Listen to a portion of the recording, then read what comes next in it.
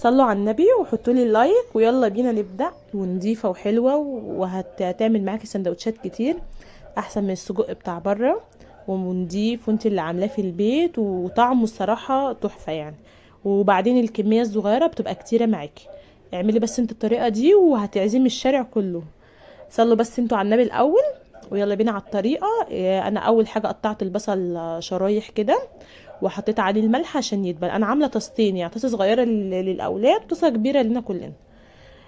عملت البصل. بصوا انا يعني البصل يا دوبك يدبل، يعني يدبل معايا خالص.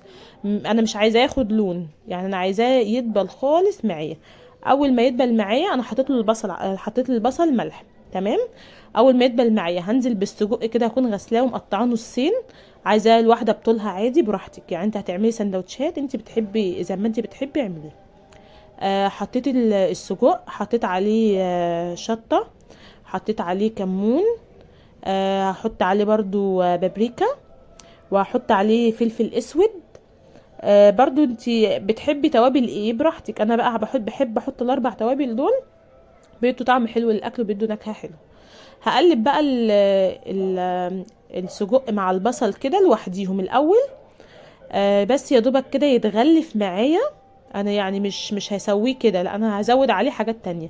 انت بقى لو حابه تسيبيه بس بالبصل كده تخليه توصليه لمرحله السوا وتخلصي وتدفع عليه، لا انا بقى بحب احط حاجات تانية وخضار علشان يعلي من القيمه الغذائيه ويبقى يرمي معايا كتير. السجق اللي هو في الطاسه الكبيره ده كيلو الا ربع. الكيلو الا ربع ده هيعمل لي حوالي 30 سندوتش او 25 سندوتش عيش بلدي، فبيرمي معايا كتير كتير ما شاء الله، يعني الله اكبر. جربوا انتوا الطريقه دي بجد، هتاكلي عيله، يعني هتاكلي البيت كله سندوتشات سندوتشات وافتحي بقى عربيه. بس انا كده حطيت فلفل، وهحط طماطم مقشراه ومقطعاها برضو شرايح زيها زي البصل. هقلبهم بقى تقليبه كده لغايه اما يتبلوا معايا بقى كده. واقوم بقى حاطه ليمون، وهحط لهم برضو خل عشان الزفاره. انا بفضل، يعني انا لو عندي دبس رمان انا كنت حطيته. انا بفضل دبس رمان الصراحه في الحته دي عشان بيدي نكهه كده لسعه، بيليق اكتر مع السجق. تمام. انا كده بقى حطيت معلقه خل كبيره، وهعصر مثلا قد ليمونتين 3. وكده بس هيستوي وهو كده وخلاص يعني. هسيبه يستوي مع نفسه. انا مش بقلبه كتير على فكرة، تلاحظوا علشان ما يتفتفتش معايا. يعني ده السجق البلدي بتسيبيه كده بالراحة، بتقلبي فيه بالراحة، ما بتقلبيش كتير كمان. انا بس بقلب عشان اخلط النكهات مع بعض. انا كده حطيت ليمون. احط قد مثلا ليمونة كبيرة، وبرده معلقه خل كبيره. لو انت بقى هتحطي دبس رمان او هتحطي مثلا عايزه تحطي صويا صوص براحتك، بس ما تحطيش ملح لو حطيتي صويا صوص.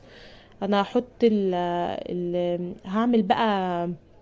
انا كده حطيت الليمون في الطاسه دي والطاسه التانية، وهسيبه بقى كده مع نفسه على نار وسط كده يستوي. اول ما يستوي ويدبل خالص، يعني يستوي معايا، احس السجق مستوي والخضار كله يدبل معايا، هطفي عليه وهغرف بقى واوريكم في الاخر. انا هعمل بقى جنب السجق ده هحمر شويه بطاطس. عايزه تعملي رز، عايزه تعملي مكرونه براحتك. انا بحب احمر بطاطس عشان بعمل سندوتشات كده وكده.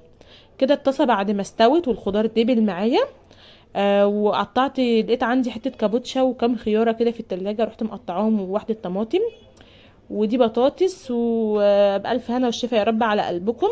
جربوا واكتبوا لي في الكومنتات، وما تنسوش تشيروا الفيديو في كل مكان، وما تنسوش اللايك.